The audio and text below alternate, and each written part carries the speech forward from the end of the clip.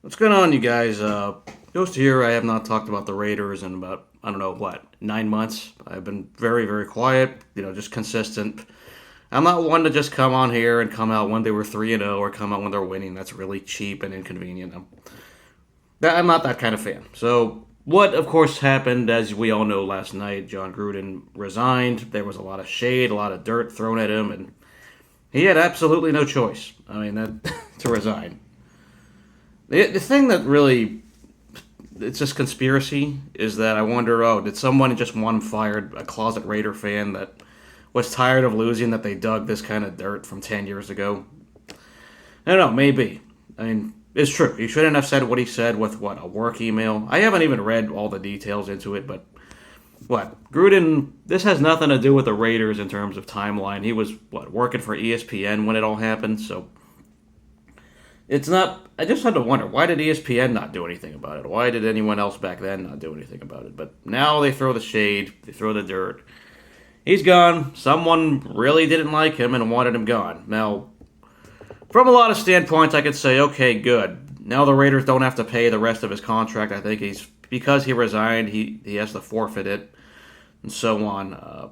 But even if we ignore all these emails, and which, yeah, of course, what he said is very terrible. I'm not taking away, but we could all find dirt on any of us. You could have a voice recorder in a conversation. I mean, you've talked to a coworker before in a private conversation. We've all said stuff along those lines. I bet, heck, even the late Kobe Bryant would say some of those slurs that Jon Gruden said when he was a player. So it's just saying. I think that it is a little cheap and aggressive. Whoever came up to find that dirt on Gruden, just the timing. You wait 10 years later. Strange, really, really strange. But did he blow it? Yes.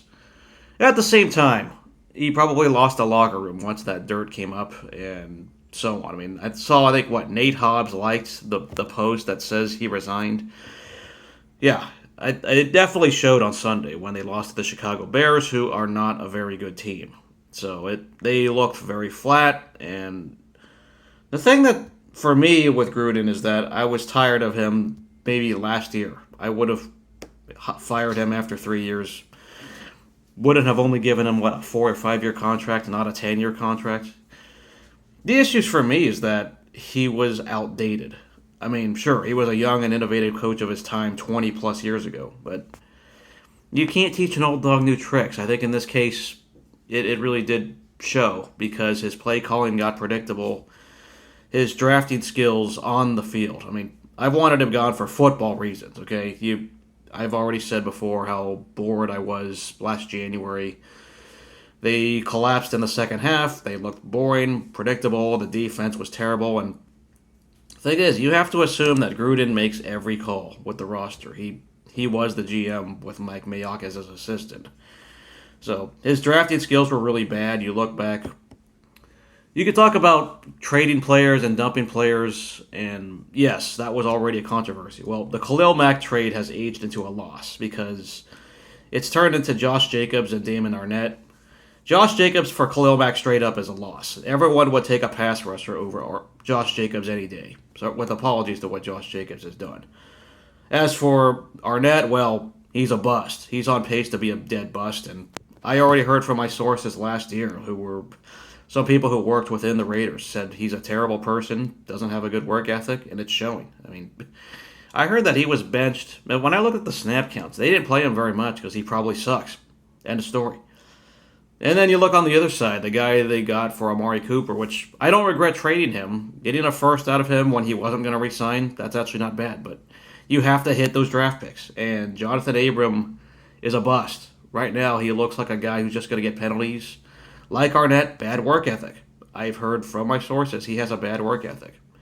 And he's an idiot. So, once again, bad draft decision. Cleveland Farrell, same thing, bad reach.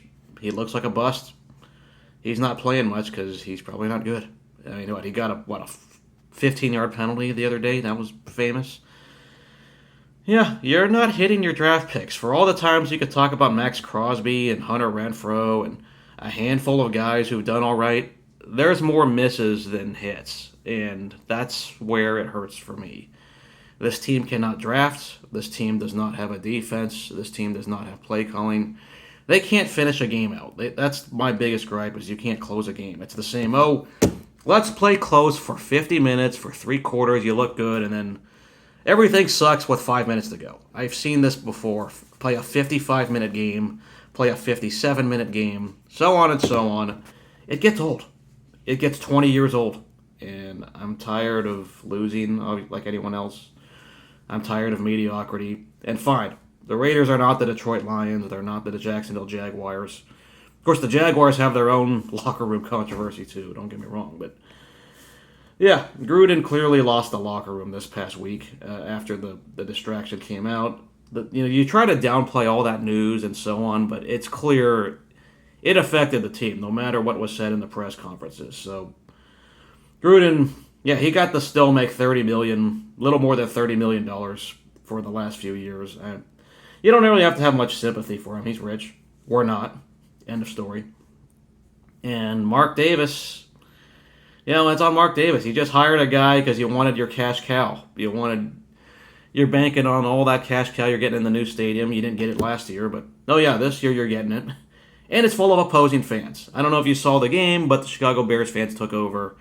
And expect more fans to take over unless this team is winning. I mean, I'm not trying to take a shade at Vegas people, but they're going to sell their tickets to the highest bidders. And when people want to come out for a weekend in Vegas, it's too easy.